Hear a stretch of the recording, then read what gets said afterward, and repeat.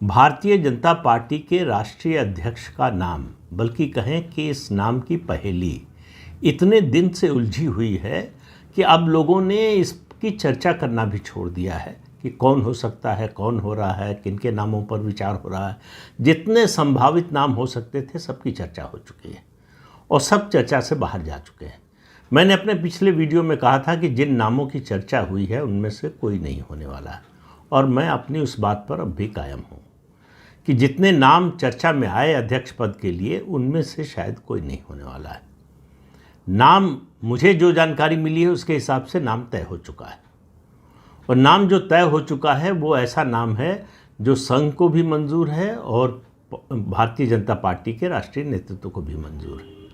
हालांकि अब इससे ज़्यादा बात करूंगा जब नाम की घोषणा हो जाएगी कि क्यों मंजूर है, वजह क्या है, क्या खूबी है, क्या कमज़ोरी है, इन सब की बातें लेकिन घोषणा के बाद। जब तक घोषणा नहीं होती तब तक उस पर बात करने का कोई ज़्यादा औचित्य बनता नहीं है। लेकिन मैं आज भारतीय जनता पार्टी के राष्ट्रीय अध्यक्ष की घोषणा की बात नहीं करने जा रहा हूँ कि कौन होने जा रहा है, क्या होने जा रहा है। आप मानकर चल सकते हैं कि इस हफ्ते यानी 14-15 अप्रैल तक ज़्यादा से ज़्यादा भारतीय जनता पार्टी के राष्ट्रीय अध्यक्ष के नाम की घोषणा हो जाएगी। लेकिन उससे बड़ा मुद्दा, जो उससे बड़ा बदलाव होने जा रहा है, अध्यक्ष की घोषणा के साथ साथ पूरे संगठन का ढांचा बदलेगा। यानी संगठन में जो पदाधिकारी हैं, नए पदाधिकारी आएंगे, नए लोग आएंगे, नई जिम्मेदारियां मिलेंगी।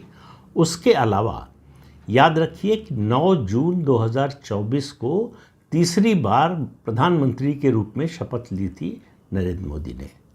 उनका तीसरा कार्यकाल शुरू हो चुका है।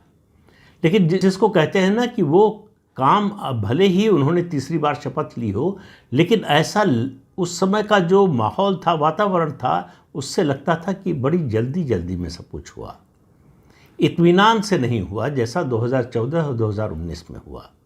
उसकी वजह ये थी कि बीजेपी को सिर्फ 240 सीटें मिली।